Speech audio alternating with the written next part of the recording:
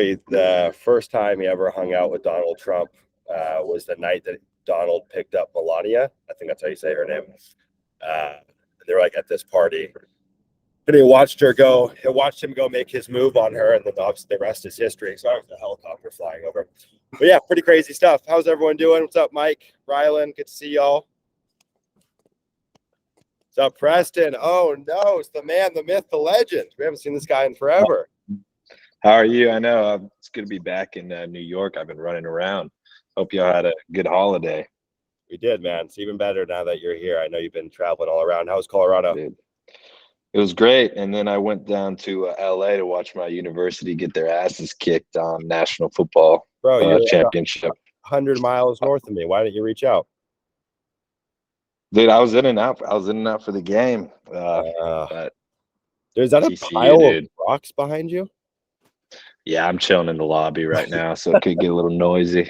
There's a standing invitation. If any of you guys are ever in San Diego, I'll take you guys out to dinner. We had one guy that was here that we went out to dinner. It was pretty fun. I'll be moving to Las Vegas in the beginning of February. I'm actually flying out there on Friday to go lock down a spot. It's pretty crazy what your money gets you out there. I'll share some pictures of the house. But how is it? Bananas. We're still looking at a few different houses, so yet to be fully fleshed out. But these houses are like 3,800 to 4,000 square feet, pool, jacuzzi, they're mansions, and it's literally less than what I pay here in San Diego. It's absolutely bananas. So one of the things that we're going to be doing this year, and this will be for anyone that's in the LEA program, that it'll be free to attend. We're going to do a bit of like a paid event for folks that are in the group and not in the program. But we're going to be doing a meetup, weekend meetup in Vegas towards the tail end of the year. So we'll give dates and all that stuff when the time comes. But there'll be some education. It'll be kind of a weekend crash course, but really it's just going to be all of us hanging out in an Airbnb, networking, talking deals, having fun, talking about what's working, and just kind of masterminding, brainstorming. So super, super excited for that. Awesome. Should be fun. So yeah, should be towards the tail end of the summer, and we'll roll out details here probably at the end of Q1 for everyone, so everyone can make accommodations. If we get enough people, which I think we will, keep it relatively intimate, probably 20, 25 people, but we're going to just rent an Airbnb, get like a chef for the weekend, and just have fun and whatnot. So how's everyone doing? We got a bit of a full house here. Lots of familiar faces, but new faces, people that haven't been on the calls for a while. So Mike Lopez, that is, Preston, Graham, how you guys been? Good, dude. How's business been? A little under the weather right now, but it's been good, man. Keeping up with my weekly goals and whatnot. I'm actually trying to get into a different state right now, and I'm coming across these non-disclosure states. Yep. So it's a little frustrating just because Florida's not one, which is my main market. So I'm trying to figure out how to best evaluate some of these markets when I can't really see all the data. But I got a good response from Michael Bull, so I'll be taking his advice. And which non-disclosure state are you looking at? Texas. Okay. Yeah. So, I mean, I think first off, just as a simple reframe here, right? Like the extra legwork we do on the front end is beneficial because we can assume that a lot of other people aren't doing it, right? It's almost a bit of a defensive moat to work in non-disclosure states because most people aren't willing to do the heavy lifting. Texas is one of the easier non-disclosure states because we can see the last list price on Redfin. I typically apply like a 5 to 10% discount rate to that because most deals don't close at that rate. But you can get pretty damn close. And then really in states like that, it's realtors. That's the name of the game, right? Go back. I don't know if you were on that call where we went over the XOME, XOME strategy for finding the highest volume land realtors. If you guys want to watch that, it's inside the course. It's also on the YouTube channel, and I can share that. I'll check it out. Share that in the Discord. That's a really cool strategy though to find who's doing the most volume in certain markets. And that takes the guesswork out of trying to find who's a bona fide realtor that knows land, right? And this is a game that we play all the time. We used to use a land.com strategy. That still works okay, but XOME will show you who's doing the most volume, which we can assume that's who we want to be speaking with. Okay, cool. Thank you. But yeah, just know that the extra work is certainly worth it, right? A lot of folks, especially newer folks, just won't even bother. Yeah. Graham, how about you? How's business been? Things are good. I see my my dear friend Mr. Greg Hodgson, the money master, is also here. Hi, Greg. Yeah, Graham's doing great. Greg, are you keeping the lights on? We're keeping the lights on. Yeah. I'm a big fan of the Hodgsons. We had a deal in New Hampshire, right? New Hampshire get an offer, so that's cool. Give us some details. What are the numbers on this deal? Greg, In for 20, out for 40. In for 20, out for 40. Yeah. Love it. Yeah, it took like a month. Love it. We'll see. I love it. It was on market for I think 7 days before getting an offer. So that feels good. That feels good, man. That feels good. And we've got another one. I've been meaning to update you guys, Greg, but a really big one in New Mexico. It's a buy bought it for $225, I think $250, something like that. And it's like ranch land. It's huge. It's a square mile, which is tremendous. But I learned this yesterday speaking to our realtor. And fun fact for all you guys trying to get into bigger deals, but I didn't know this, but apparently in the cattle ranching world, everything, like, they sell off their stock in November, December. So this time of year, like January, February, is when cattle ranchers have a money burning a hole in their pocket, and they go into, it's time for them to expand their operations and stuff. So we've been getting a lot of calls on that listing. So I just figured that was a fun fact for you guys. But yeah, that's interesting. What are the numbers on that deal? Bought it for $225. We're hoping, what's interesting about that one is it's a great property. It's 600 and, remember off the top of your head, Greg, 690 acres, something like that. It is literally like a square mile. Yeah, and the property is great. It's just in an area where there's literally like 100 people there. So I don't actually think, like, our marketing's really good. Our realtor's great. I think the pricing's good. We have it listed, I think, at the moment at 400. It's just literally a matter of find that right rancher is going to buy it, or some Silicon Valley millionaire who wants a compound out in the middle of nowhere. But like 30 people in the world that are a good fit for a purchase. Yeah. And we knew it would take a little longer going into it. Like, this was not going to be an 8-day on market kind of thing. But I figure if we can get 400 for it and turn it in less than a year. Subdividing not on the table? It's something we've Steve Hodgson and I think you were in that meeting, Greg. We've discussed. I'm not quite sure. Like, I can send you details after this, Sumner, if you want. But I think it's really an issue of, like, I'm not in so many cases you subdivide like your big acreage and you're going to get a higher PPA. But in this case, I think it's really just like, yeah, we could probably get a little bit more if we subdivided it, but it's really about just like finding that person who is looking for a ranch out there, but I don't know. I'd love to get your opinion on that.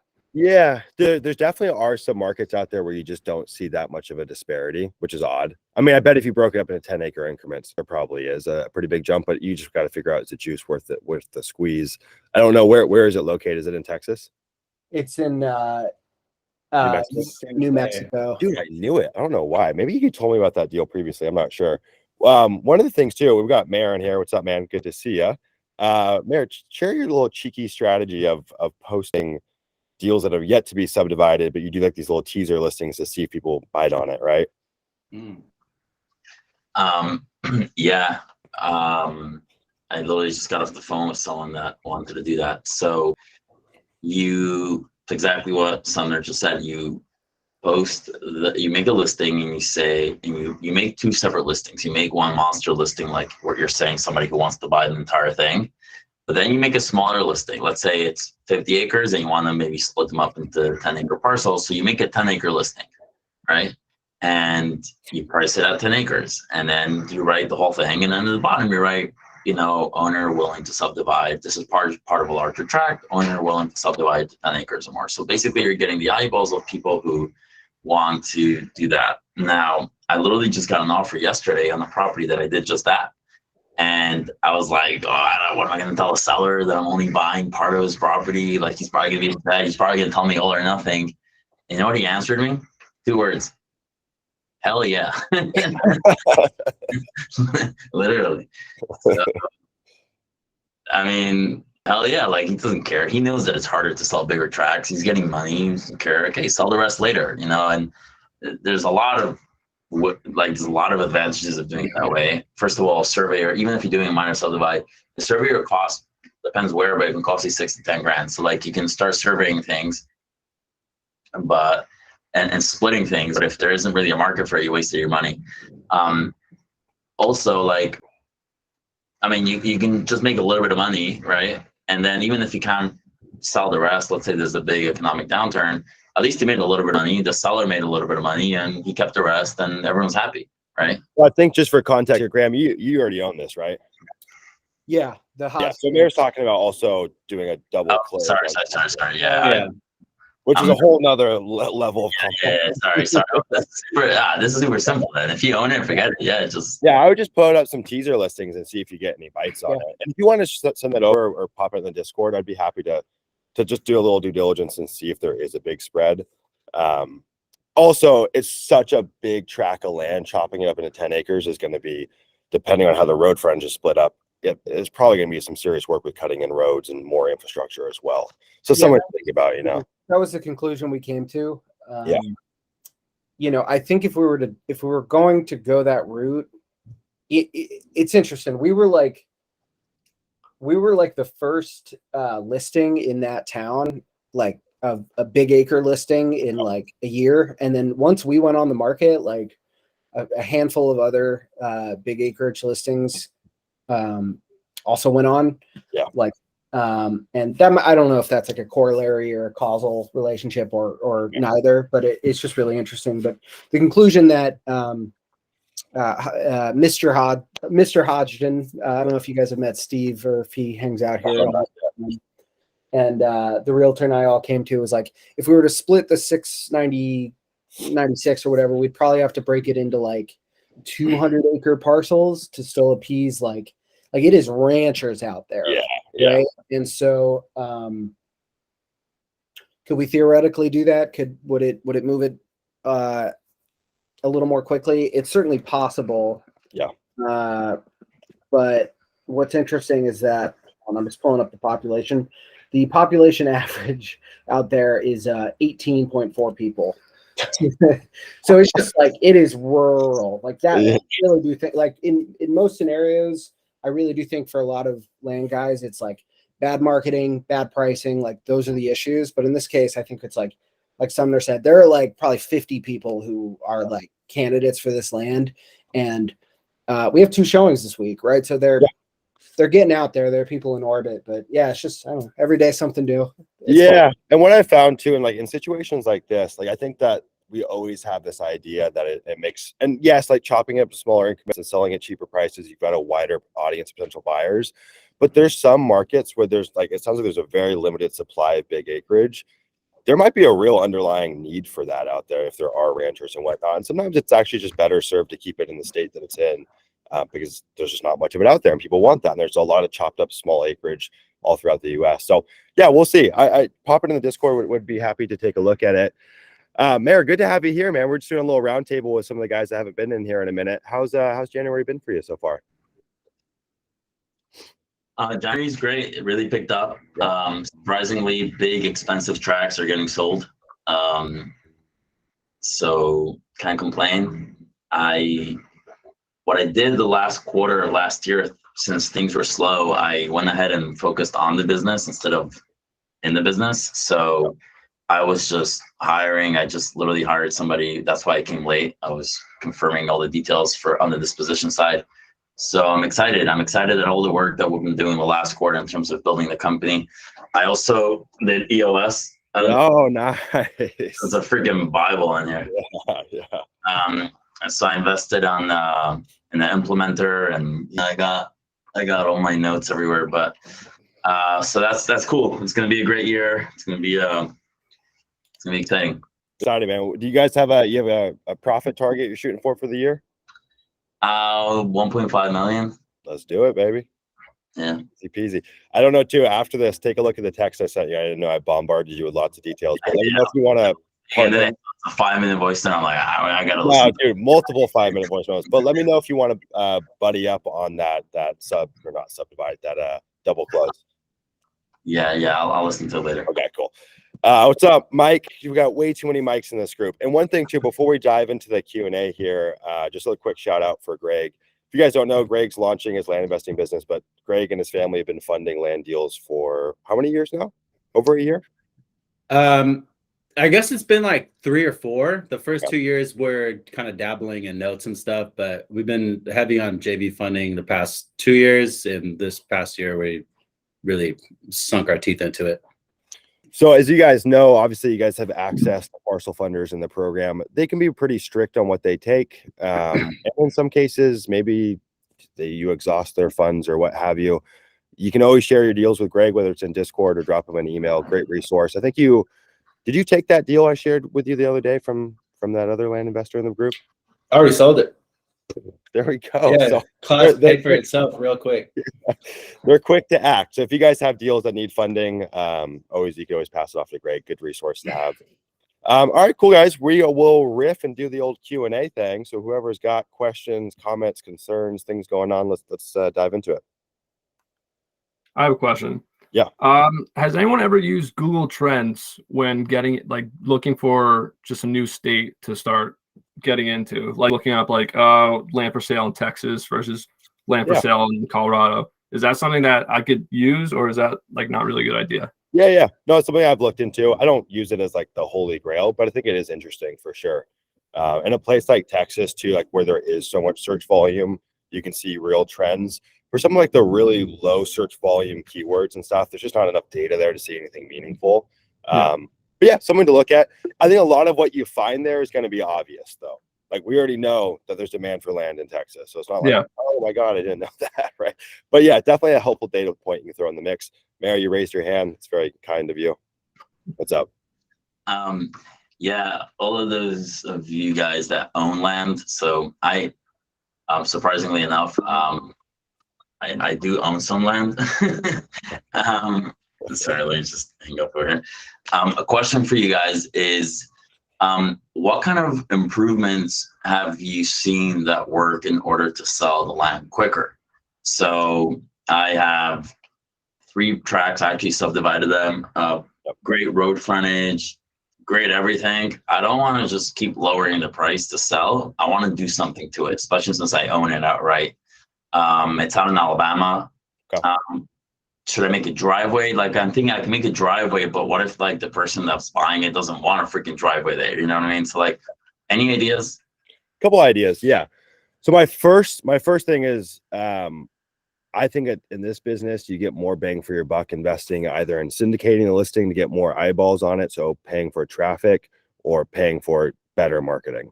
I think that's the first place I would always start if I wanted to double down and try to do a better job at selling a property or commanding a higher price or selling it faster. In terms of tangible improvements to the land, I mean, if I'm doing we're working on a subdivision right now, we're pulling utilities. I think that because it's essentially vertically integrated and will carry over to all the lots, there'll be value there. Doing that for one-off properties, I just don't think there's enough bang for your buck.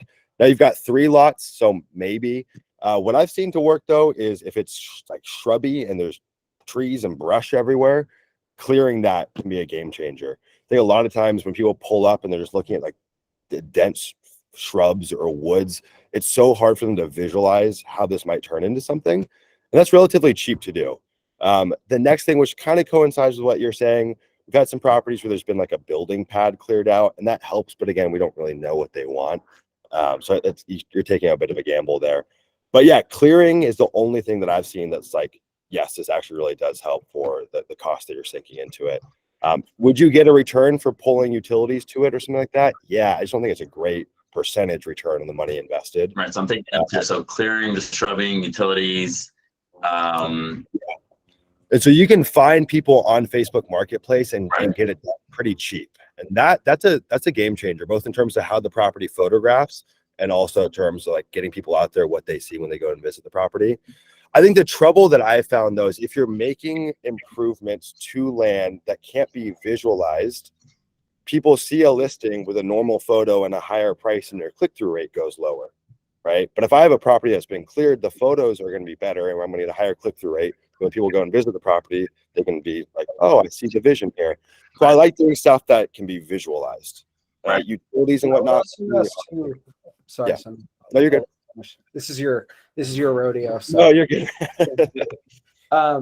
I would always ask too, like, what is the best and highest use of the land, right? Like, so if it is most likely like rec land, okay, what do people do out there? Do they ride ATVs? Do they hunt? Do they bow hunt?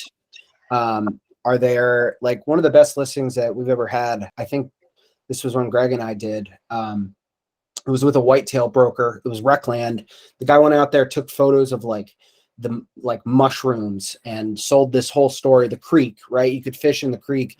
So many land guys just like throw up a picture of like the overlay and like pictures of the trees or whatever. But like, I don't know, like this is like the marketing side of this game is like the copywriting, the stories that you're telling, the emotional pull. And then on the other side of things, and that's true of like, you know, ATVs or horses or whatever people like, find out what they're doing and really pitch it to them. And then I would say on the flip side of things, like if it is like an infill lot or like the best and highest use, like really is putting a home on it, then like we've done like some bushwhacking to put in like, you don't have to like pave a driveway out there, but like put a dirt road, like knock some stuff down, put a dirt road so that they can go out there and actually like, yeah, it's not just like road frontage with trees, right? Because that is much, much, much harder to like sell the story of like your dream home living out here if it's just like a forest. I completely agree with Sumner. It has to be like cost effective and stuff, but the copywriting is basically free, right? And if you can build like a dirt road out there, that might be a few grand or whatever, 10 grand, but somebody can actually step foot on the land and all of a sudden that might be the factor that makes them convert. That's just my 2 cents. Yeah, I think that's good stuff. Mayor, honestly, though, I mean, are you having a lead flow issue or a conversion issue where people are going and just aren't converting and they're getting a lot of leads or just not a lot of leads? Great question. I was going to touch on that, but I didn't want to hog all the space. I've had a realtor there that just didn't convert people. And when I asked him, do you follow up with the leads? He wouldn't get back to me. And he actually left, I think also from Whitetail, and he left the firm. So now this other guy took over and said, hey, do you want to continue with us or do you want to cancel the agreement you got with us? I'm like, actually, I think I should cancel. And they were like 6-7%. I'm like, if I cancel and I just listed myself, I could actually lower the price 6% and not lose anything, you know what I mean? But then have another problem, which is people that want to go see it. This is the kind of property that somebody needs to show it, you know, because there's 3 separate tracks. You got to tell them where it begins, where it ends, you know, someone's got to sell it. So I do need some sort of agent of sorts.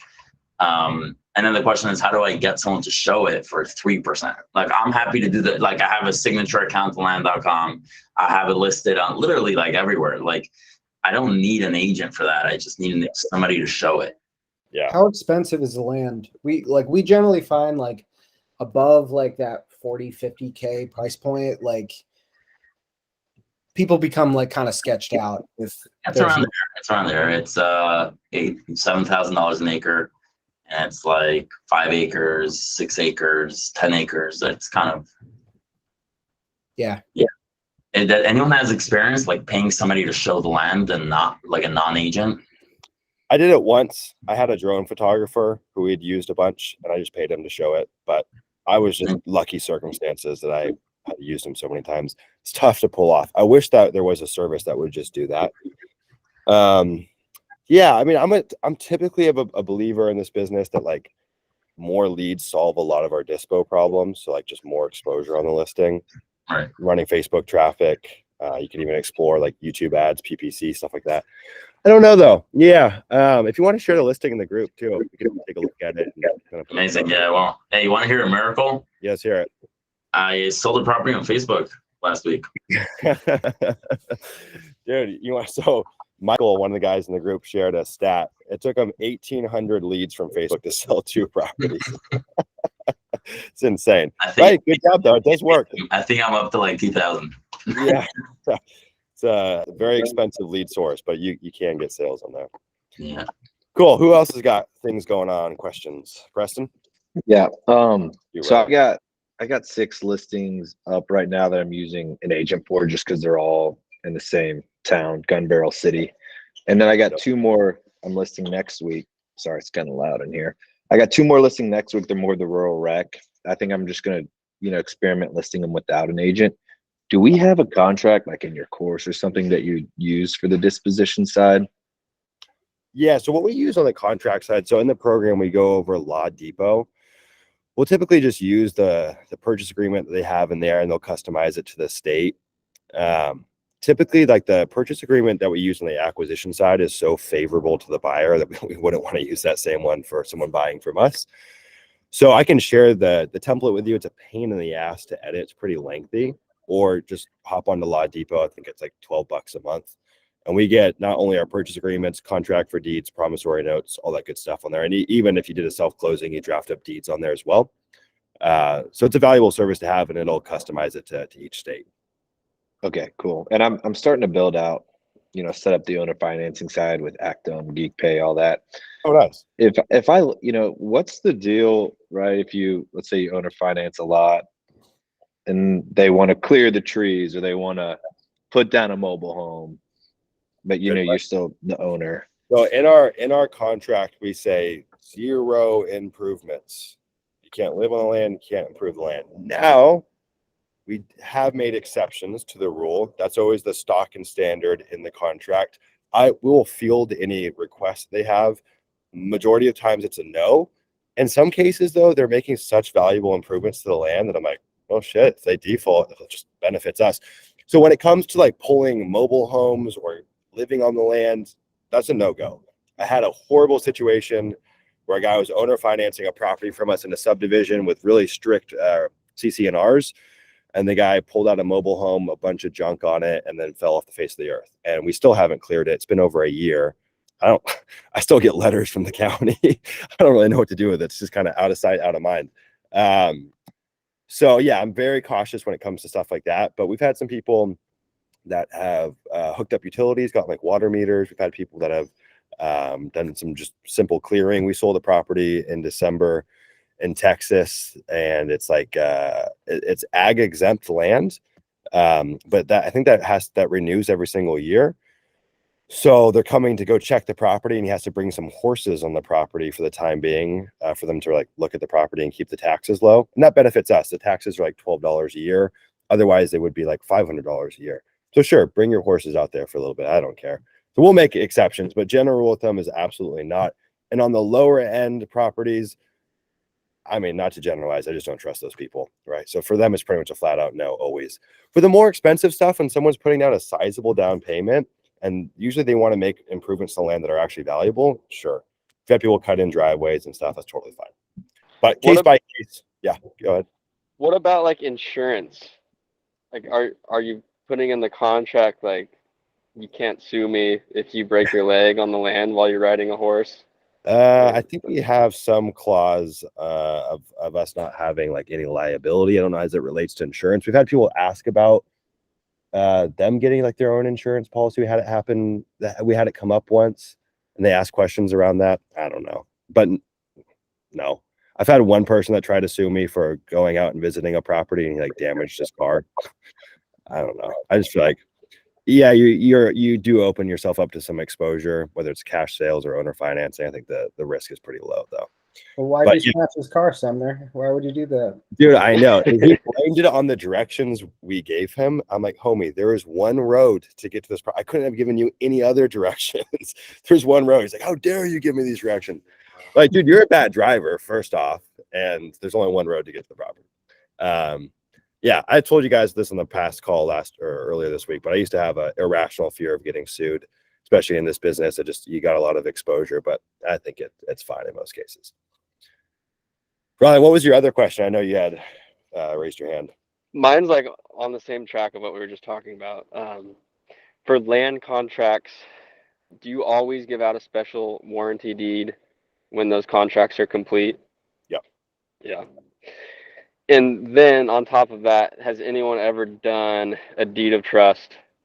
I guess it doesn't make sense, but maybe it would make sense on a higher equity property. Yeah, I've done a few deeds of trust.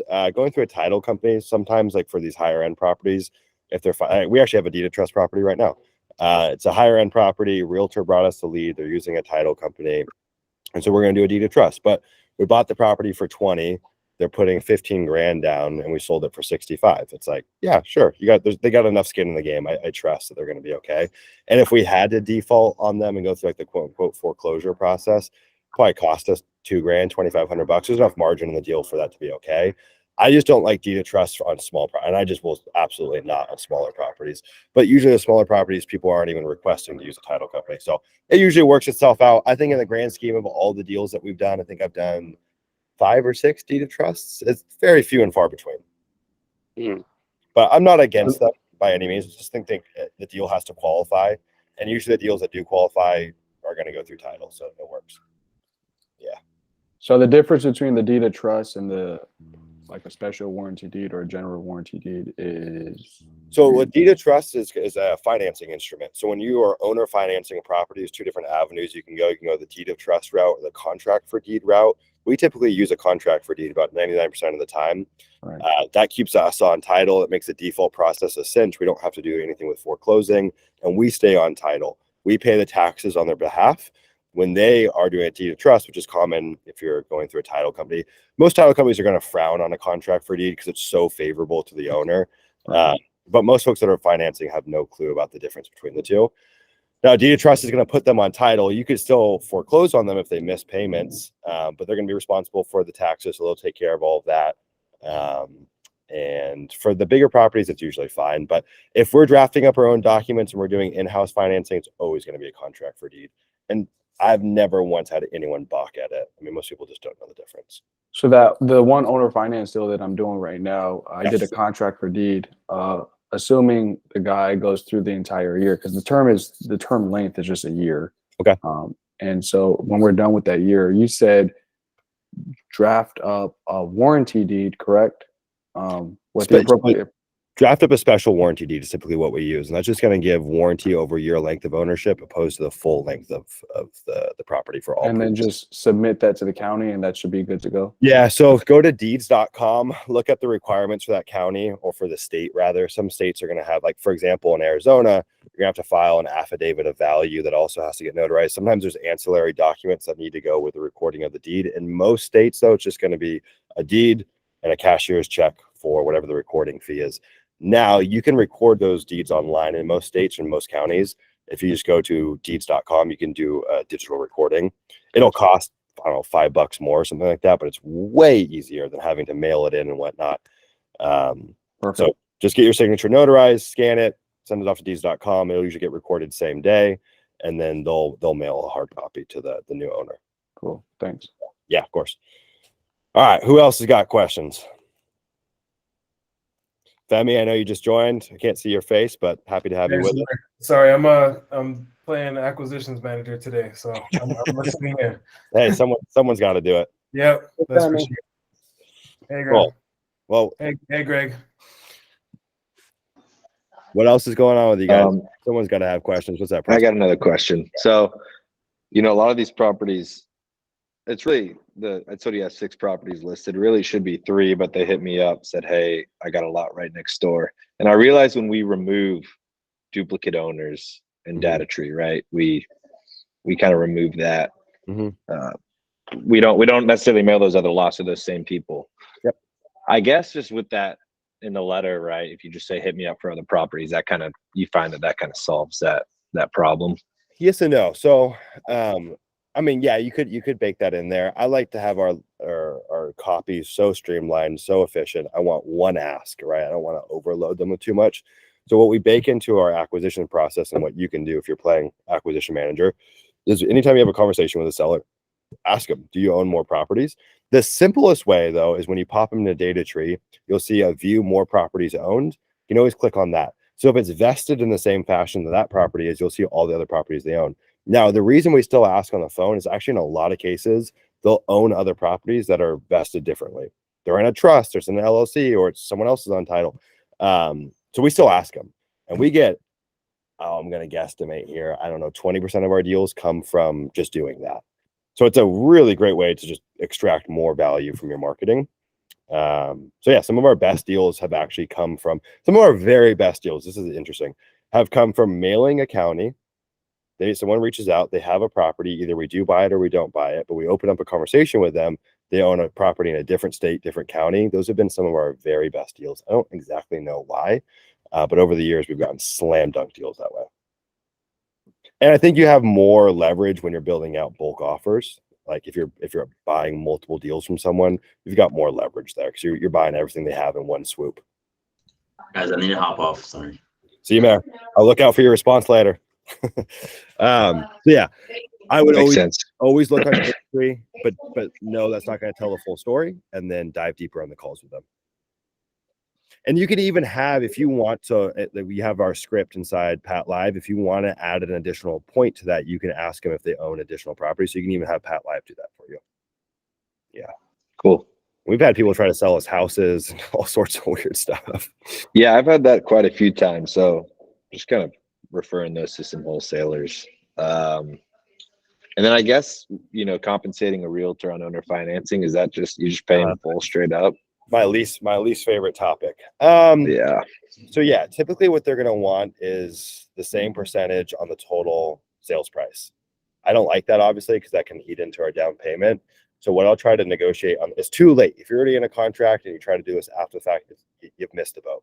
What I'll try to do on the front end is explain our business model to them and then bake in just a flat fee for owner financing. So, hey, if you get an owner finance buyer, it's $1,000 or $500 or whatever it is. And sometimes too, we'll even do that just in general for the total package. We'll just do no percentage, but a flat rate. So we've got a deal right now in Washington where it's a smaller deal, but we need a realtor for it. There's a gate to get in. And so we're just giving her a flat $1,000, whether it's owner financing or whether it's cash sale. But yeah, definitely you want to do that on the front end. You don't want to get into a contract and then try to renegotiate. Yeah. Mike, you got to have some questions, man. Come on, how are things going?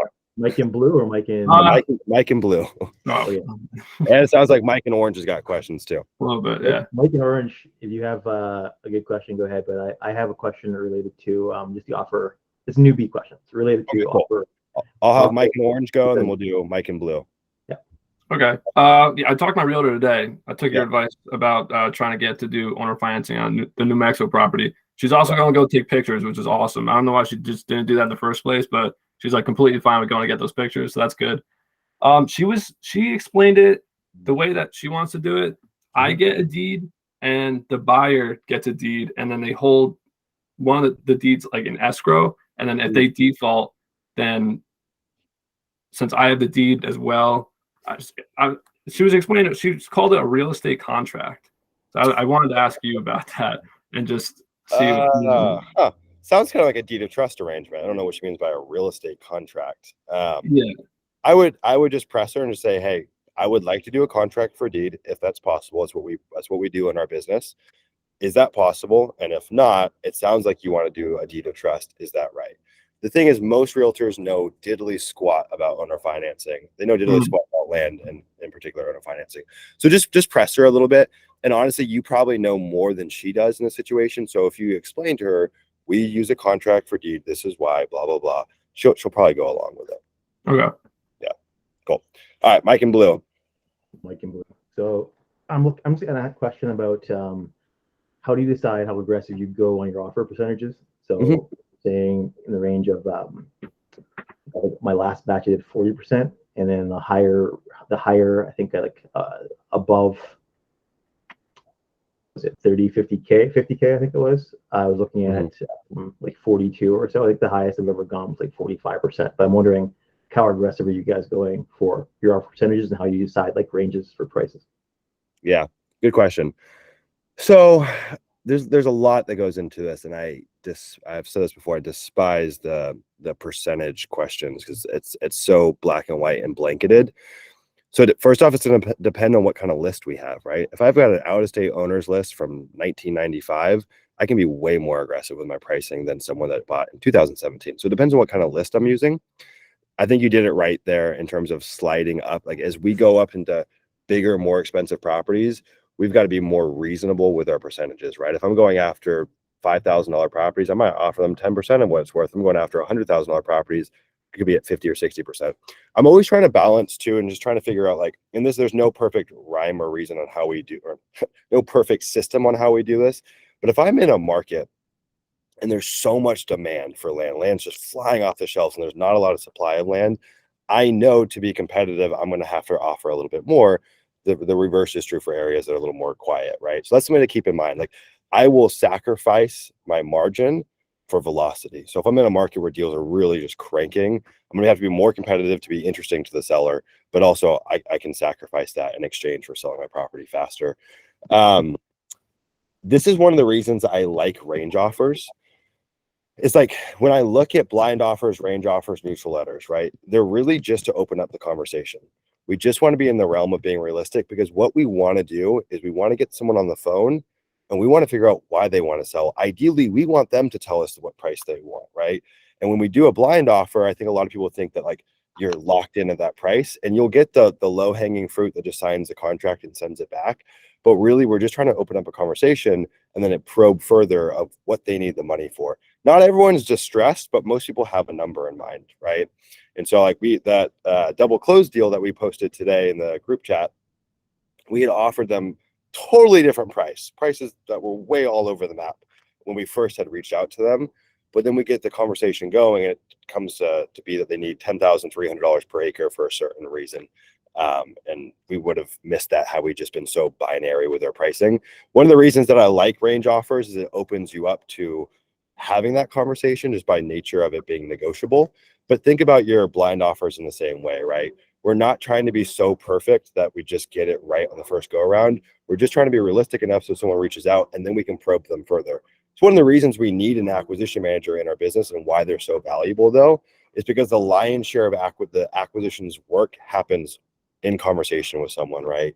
And so I think that you can play around with the percentages and try to be very sniper-esque with your pricing. We want to be accurate, but we have to remember that the best deals are always going to come typically by being renegotiated on the phone.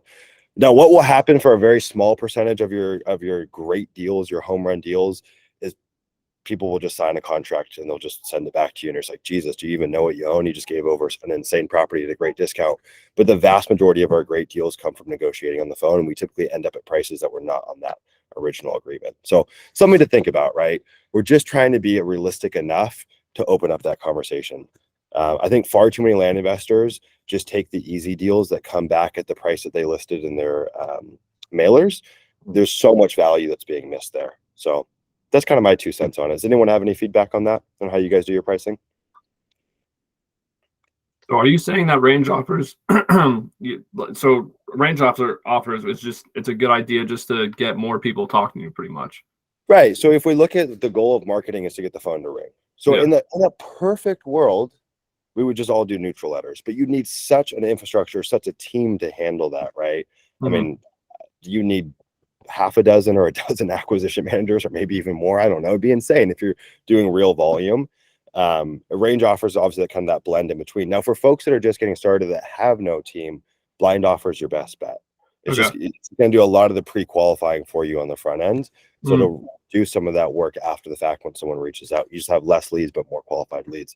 But eventually you stair-step your way up, in my opinion, right? There's different beliefs out here. I know a guy here that lives in San Diego that runs a land business, and his goal is to never talk to someone on the phone. But as a drawback to that, he has to send out 50,000, 100,000 letters a month to get the kinds of deals that he wants. I would rather have more of a sales organization, have people send less mail, and then work those leads to get maximum value. I got a quick follow-up question to that, Summer. Appreciate that breakdown. And I know the answer to this question is going to be, it depends, and there's going to be a lot of factors to play in there. Yeah. But in the direct mail economics section, you're talking about response rates for the blind offers being around neighborhood of 0.05%. Yeah. So, or 0.05, right? 0.05. Just wondering if you could just make a general kind of gauge for how sending a range might step that up. Like, what kind of volume will we be dealing with if you're sending 10,000 mailers potentially with a range offer? Yeah, it's a good question. So there's definitely, you got to read between the lines. So we've got to assume that you're getting the ranges within being somewhat correct. I think where a lot of people make mistakes on ranges, they use too big of a range. Anything that's creeping up to 100% spread or difference is pretty damn big. And I see people that even go beyond that. They're like, I get letters sometimes, I'll pay between $5,000 and $15,000 for your property. It's like, well, you're gonna get a ton of people that reach out that certainly aren't qualified. We're pretty damn sniper-esque with our range offers still. I would say we get about double what we get from blind offers. It's pretty much what we bank on. So yeah, it's not a massive increase like you would see with neutral letters. I don't know that the exact numbers with neutral letters is, could be 10x what you get from blind offers or even more. But it's kind of like that sweet spot in between. How do conversion rates compare, would you say? Much lower. Yeah, much lower for sure. I don't know them off. Maybe is a number that I should have, but yeah, they are lower. And that was one of the things that really, so I did my first blind offer campaign last December. I sent out 10 or 12,000 range offers rather. This is my first go at it. And I deemed it a failure because our conversion rate was so freaking low. But I've learned that's just kind of part of the game, right? It is a little bit different. I also think that our acquisition strategy has become a lot better than it was previously. We just don't give up like we used to. Like we would get no, and then we would just stop. We don't stop now, right? Until someone tells us to like literally fuck off. Or if it's like, you got to read between the lines. Like some people, it is an obvious no, but sometimes it's a no to that price, but it could be a yes to a different price, and we just got to find out what that is, right? So yeah, it is substantially lower. And that made me really uncomfortable, and I thought I was doing something wrong, and it just turns out that's just kind of how the game shakes out. I don't even know what our conversion rate, and I could figure this out just going through our CRM. I don't even know what our exact conversion rate was for blind offers. I'm actually running a split test in our business right now. We're running blind offers in conjunction with range offers and kind of testing the differences because I want to get more data on it. But yeah, blind offer is going to be a much higher conversion rate, but less leads. But I think ultimately you get more deals and potentially better deals from range offers. It also allows us to work in markets that I just was saying no to in the past because I could not figure out how to price them. And that's been a huge value add for us. Like as we start doing these subdivide deals, we've got 4 of them in the pipeline right now. I don't think I could have pulled these off with a blind offer. I also think that we have to put ourselves in the shoes of a seller once we start scaling up. If a seller just gets an unsolicited $700,000 purchase agreement in their mail, I think suspicion is the first thing that comes up, right? What would be more normal in real estate would be to get like a letter of intent. And that's almost what a range offer is. And so I think as we start going after these bigger deals, the range also kind of works in our benefit because it's more grounded in reality. Who the hell is just sending up, $500,000 or $1 million purchase agreement? That raises red flags in my opinion. I've actually gotten that a lot from properties where they've been priced a lot higher. So if they're in the $1 million range, they're like, who are you? Where did you get the money from? Are you funded by, some organization, right? Like so that makes a lot more sense that it's like because okay, if we're going to offer on 400 units, we're not going to send a purchase agreement for $20 million, like that is going to get thrown up in the trash. We're probably going to get sued or whatever it is. You know what I mean? That makes a lot of sense. Yeah, I think it works against you at that point. Now, I think that like when we're doing the bread and butter, buy for 10, sell for 20, I think blind offers present a lot of value to sellers because it's so seamless, it's frictionless, it's just get to the point. I think that cohort of sellers likes that. As you move up, it's a different ballgame. And I've even been thinking as we move up to these bigger and bigger subdivide properties that are 7 figures and beyond, we're going to start testing a different letter type. Something that's more neutral, but a little more personalized. So there's just little weird touches we're throwing in, pictures, dollars, things like that to make it a little more interesting than just your standard neutral letter. But it's like going on a date and asking to take someone home immediately. It's just kind of odd. Like, yeah, some people might be open with that, but high caliber, high quality folks, probably not. So kind of have to think about it in the same fashion. So when you're pricing these higher offers, that's what you're only going range offer as opposed to the blind offer. Yeah, we're only going range offer. So like really, we've done some 6-figure deals at blind offers, but I think at this point, anything that's 6 figures and beyond, which for the last quarter, like I think I've done 2 campaigns of stuff sub 6 figures. And that's been a weird learning curve too, just to get used to these abysmal response rates and conversion rates going after these bigger deals, but they've all been range offers. And now we're going to be stacking on more of a neutral letter on top of it. So when you're planning out your mailers, because when I do it, what I try to do is have like I guess the lifeblood of the business. So if, say, we're not able to close those multi 6-figure deals, we still have the buy for 30, sell for 80s, or buy for 50, sell for 150s in there. Do you account for that as well, or are you just aiming for the big hitters? Yeah, it's been a weird transition. So we still have a decent lead flow from texting of like our more bread and butter stuff. And we have such a database of leads in our CRM that there's always money sitting in there. So like we can go back to the drawing well and get some money and get some leads coming to us on those lower end properties. But yeah, we've run into a bit of an issue in December in this month. Like I think part of the reasons that we had a slower quarter in Q4 was because the holidays and things were pulling back and slowing down, but also our acquisition game totally changed, right? We started going after these bigger deals. So a lot of our bread and butter kind of got pulled out of the equation. This month we've sent out some more bread and butter type mailers as we're doing this blind offer, range offer split test. But yeah, it's been a problem. And so I think you do need to juggle both. We have a data analyst on our team that does just some simple market research for us. And we're actually bringing him on to do all of our pricing. So it's going to allow us to scale our marketing and juggle both a little bit easier. But we were still getting bread and butter leads from texting and our CRM, but not as much as we'd want to. And so like going from, 175K a month to profit to 65K a month to profit, some of that's from the holiday slowdown, some of that's from the economy, but I think a lot of that's from us changing our acquisition strategy and going after these bigger deals.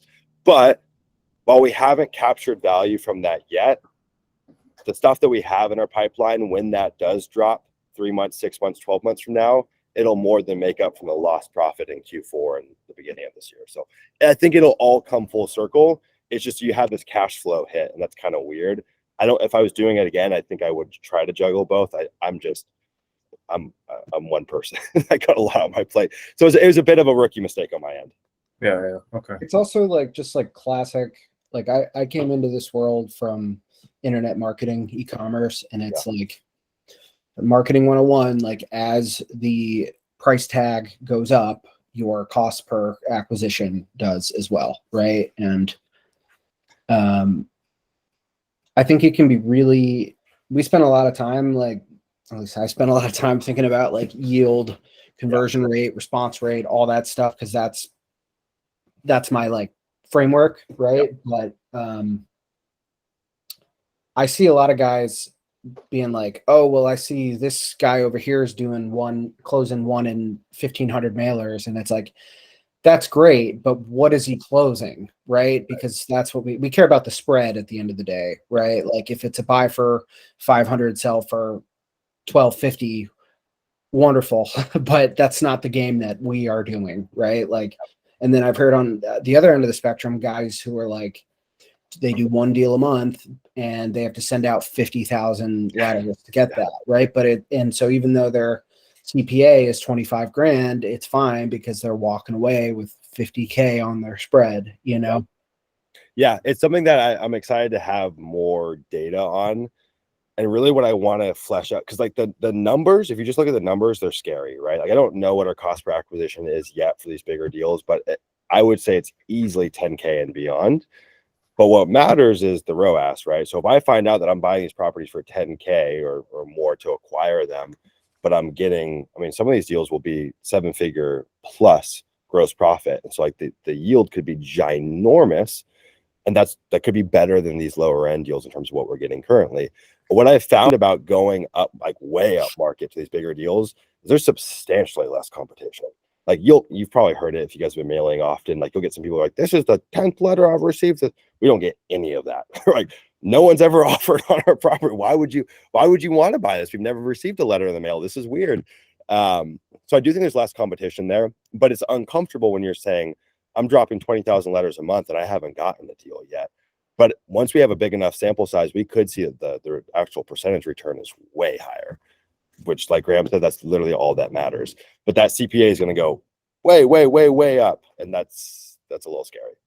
I think it depends to like where everyone is in their land investing career. Like Mhm. not every, like we've kind of found a sweet spot where it's like there's a price that's too low. I think people also have to keep in mind too, like as you go up, right, there are fewer people. Like we were talking about this the square mile rancher deal, right? There are only so many people who will buy who can buy for $500,000 property, right? So you just naturally have a smaller bandwidth of or subsection of people, thus you're gonna have longer days on market, right? So for you, your cash flow or whatever, you like, you know, selling one property a month and making 10 grand, like that's awesome. Or maybe it's 20K or maybe it's 5 or whatever the number is. Like I don't think there's a wrong way to do this. There's just like a right way that works for your business. For sure. I've heard of guys doing entitlement plays where, yeah, your spread might be $500,000, $1 million, but it's going to take 3 years because you are literally going up against a zoning board and you're putting in roads and utilities. And I don't know if that's what you're doing, Sumner. Not yet. These are all 10-acre exemption, simple stuff, but we could get to that point, you know. Yeah. And I think too, like this is where having on a more like philosophical topic, if you will, having clarity on what we want out of this life and ultimately this business as well. There's guys in the program, I think Chris and Mike are good examples of that, who are like, I just want to do 50, 60 grand a month in profit and have time with my family and not worry about growing the business, and that they're happy to do that. And they know how to get that. They have a little niche. They just don't deviate from it. If you're maniacal like I am, it's growth at any cost at all times. And so I really want to push the limits and see where we can take this thing. But I think you got to know what you want, right? And like the approach that I'm taking currently might not be advisable for everyone. Certainly not advisable for folks that are just getting started. I think that like getting clear on what you want is important. And then even beyond that, when you're first starting out, just following the book, like the game plan, and just not deviating, just doing the bread and butter. And then once you got reps under your belt, then you can start asking yourself the bigger question of where do I want to take this and what do I want out of this? And this is what's cool about the land business. Like, dude, you can design this to meet your needs. Like I talk to land investors every single day at this point, and it's just cool to see how many different people are skinning the cat in this game. And some people just have different goals and aspirations, and this business can certainly deliver. So I know we're coming up on time here. Anyone got anything additional they want to throw in as it relates to that, or any additional questions? Yeah, I don't want to keep us too long because now my brain is running. But anyway, I just love this stuff. What is your average profit like life cycle? So what I mean by that is like when a lead comes in, how long does it take? Like what is the cycle of, okay, under contract, title reports come in now, and then the property is sold, to where you're saying, okay, like this is my, I don't know, 100K profit a month or whatever. What's the cycle of that? Yeah. So you're talking about like, there's, I forget, I think it's the cash conversion cycle. So like when we put money out on marketing, when do we start getting money back?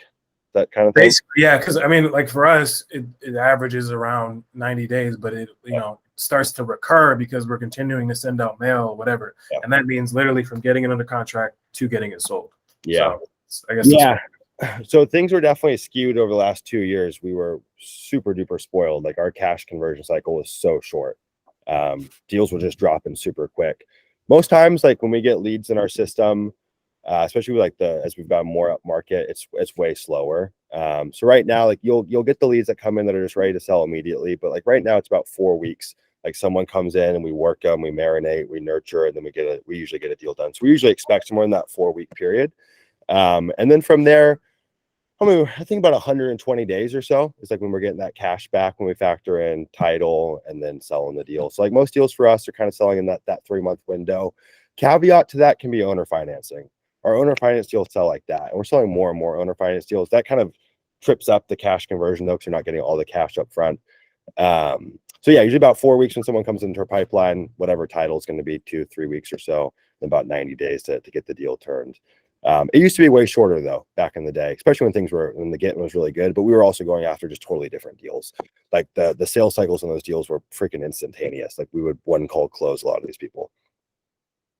The last thing I'll say is, what I've been thinking is like, as far as tracking goes, we should probably be tracking by quarter as opposed to by like month over month, especially the profits, because you could literally make 300K 1 month and then 5K the next. You know, that's kind of like the nature of the game. So yeah, this is a weird business. Like to have a real-time pulse or like what's happening in the here and now, or even in a month, is so misleading. You know, there's such a latency to everything we do in this business, partially because our marketing channels are relatively slow outside of texting, but also because we've got third parties that we rely on to get deals done, and that slows stuff down. And then we're dealing with an illiquid asset that takes time to sell. So yeah, it does. I think quarters, and sometimes even just looking at it in terms of a year, like we've been tracking our cost per deal.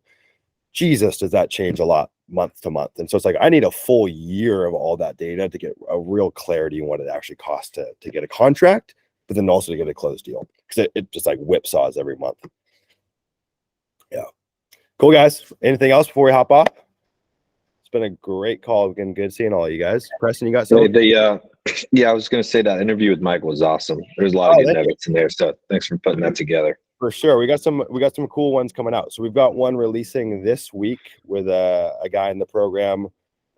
He's in a bunch of different programs. He was land investing prior to ever to being with us, but he did an insane deal. One of his first, it was actually his first, this deal came from his first campaign, but it was like his sixth deal or something like that he did. Came from a yellow letter, just a yellow postcard rather. A straight neutral postcard, your generic real estate yellow postcard. It was a buy for 111,000, sell for 450,000. Fucking insane. So we got that. It's a 2-part interview that's releasing on the channel this week. Then we've got an interview with Rylan that we'll be releasing next week. So we got all sorts of good stuff. I think the interviews are cool. If you guys ever have any content ideas, let me know. I'm all ears. Honestly, sometimes I think there's no more that I could talk about when it comes to land investing. I feel like I've covered every topic, but if you guys have special requests, I'm more than happy to build out content around it. you should do vlogs. Those are really popular. I know it's like, if you're a private person, I know I am. I wouldn't want to do that, but yeah, like some kind of vlog where you control what you're doing maybe for the day and just show like day in the life of a millionaire. Whatever. That's funny. That's been the most popular request. I'm not shy to do it. I will do it, but I've had people say, I want to see a day in the life vlog of running your business. So I'll do it. It's a good idea. People like to see lifestyle stuff. I don't know why, but they love to see it. They do. All right, y'all. It's great seeing everyone. I appreciate you guys making the time. We'll see you guys here next Monday. Thanks, everyone. Yeah.